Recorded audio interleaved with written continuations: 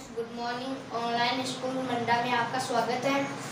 मैं भरत कुमार। आज आपको मैं बेसिक गणित पढ़ाऊंगा, पहली, दूसरी, तीसरी, चौथी जो होती है जो छोटे बच्चे पढ़ते हैं।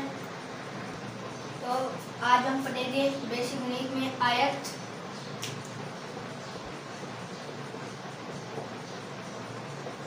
पहले हम देखते हैं आयत क्या होता है।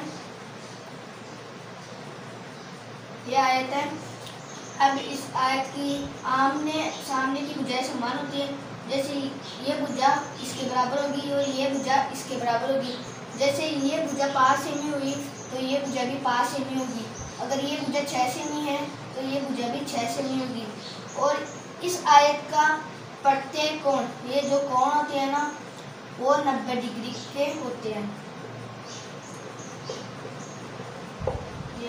या जो आमने सामने की भुजाएं समान होती है और उसका प्रत्येक कोण 90 डिग्री का होता है, उसे आयत कहते हैं। अब देखते हैं आयत का क्षेत्रफल। हम देखते हैं आयत का क्षेत्रफल। अब आयत में यहाँ पे ये तो होती है लंबाई और ये चौड़ाई होती है। जैसे चौड़ाई को इंग्लिश में ब्रेड्थ बोलते हैं,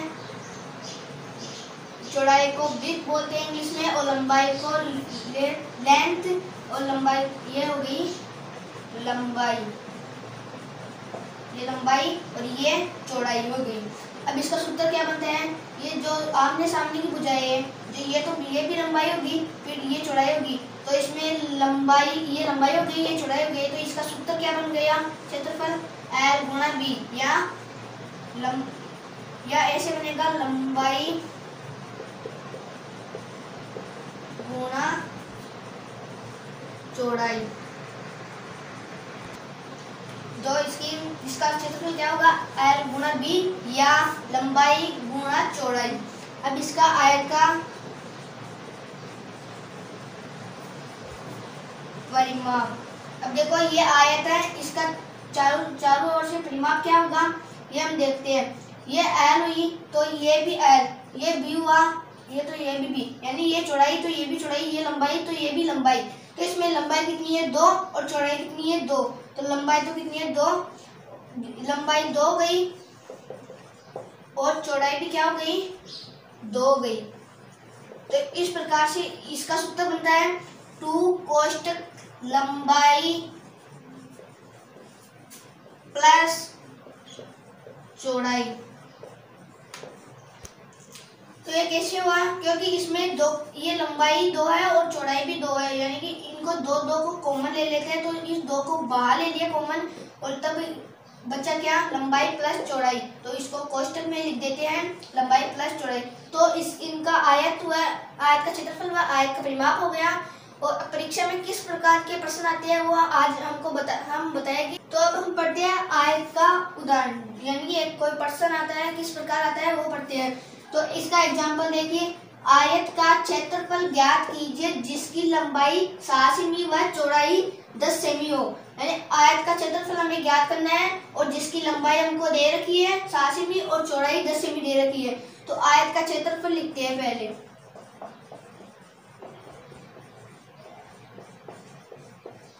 तो आयत का क्षेत्रफल क्या होता है? लंबाई गुणा चौड़ाई।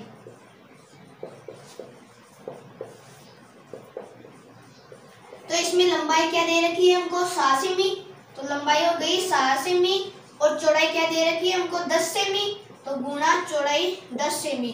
तो अब इनको गुणा करते हैं तो कितने आता है? 70 सेमी, और ये सेमी से गुणा हुआ तो 70 सेमी स्क्वायर। तो इस प्रकार के एग्जाम में प्रश्न आते हैं। और अब आपको बताएंगे परिमाप इसका। तो अब आयत का परिमाप पढ़ते हैं। परीक्षा में किस प्रकार के प्रश्न आते हैं? तो देखो आयत का प्रश्न है, आयत का परिमाप ज्ञात कीजिए जिसकी लंबाई 8 सेमी व चौड़ाई 11 सेमी हो। तो इसमें आयत का परिमाप पूछा है, आपको लंबाई दे रखी है, चौड़ाई दे रखी है, तो आसानी से कर सकते हैं इसका। तो आयत का परिमाप, तो आयत का परिमाप क्या होता है? 2 कोष्टक लंबाई प्लस चौड़ाई। तो इसमें लंबाई दो कोष्टक, इसमें लंबाई 8 सेमी दे रखी है तो 8 सेमी प्लस इसमें चौड़ाई 11 सेमी है, 11 सेमी। तो अब दो कोष्टक 8 व 11 को जोड़ने पर कितने आते हैं? 1900 हो गया। अब ये कोष्टक है, इसको बाहर निकालने पर ये 2 से गुणा हो जाएगा 19, गुणा में 19 गुना 38, तो इसका क्या हो गया? 38 सेमी। तो इस प्रकार के एग्जाम में प्रश्न आते हैं। तो अब हम आगे बढ़ती है वर्ग। ये देखो, ये वर्ग होता है, इसकी जो चारों भुजाएं होती है वो समान होती है। जैसे ये भुजा 4 सेमी हुई तो ये भुजा भी 4 सेमी होगी, अगर ये भुजा 4 सेमी हुई तो ये भुजा भी 4 सेमी होगी, यानी कि इसकी चारों भुजाएं समान होती है। और आयत के जैसे ही इसमें प्रत्येक कोण 90 डिग्री का होता है। अब देखिए वर्ग का क्षेत्रफल। तो देखो वर्ग का क्षेत्रफल क्या होता है? भुजा गुना भुजा। अब देखो इसको, यह एक और सूत्र होता है, भुजा स्क्वायर भी कर सकते हैं हम इसको। और अब होता है वर्ग का परिमाप। वर्ग का परिमाप, देखो इसमें ये 4 भुजाएं दी गई है, तो इन 4 भुजाएं का परिमाप ज्ञात करना है। तो इनका क्या सूत्र क्या होगा? 4 गुना भुजा।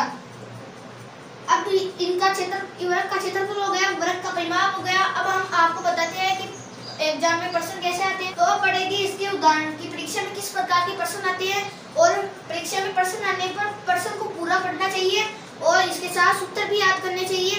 तो अब पढ़ते हैं, प्रश्न करते हैं। वर्ग का क्षेत्रफल ज्ञात कीजिए जिसकी भुजा 5 सेंटीमीटर हो, यानी वर्ग का क्षेत्रफल हमें ज्ञात करना है और उसकी भुजा 5 सेंटीमीटर दी गई है। तो वर्ग का क्षेत्रफल क्या होता है? भुजा स्क्वायर या भुजा गुना भुजा। तो भुजा स्क्वायर, तो भुजा स्क्वायर होता है। तो इसकी भुजा क्या दी गई है? 5 सेमी। तो भुजा क्या है? 5 सेमी स्क्वायर। इसको कोष्टक को खोलने पर 5 गुना 5 सेमी। तो अब इनको गुणा करने पर 25 सेमी को सेमी से गुणा करें, सेमी स्क्वायर हो गया। ये हो गया इसका क्षेत्रफल हो गया। अब इसका पढ़ते हैं परिमाप क्या होता है। तो अब देखते हैं वर्ग का परिमाप। वर्ग का परिमाप ज्ञात कीजिए जिसकी भुजा 12 सेंटीमीटर हो। तो अब वर्ग का परिमाप क्या होता है?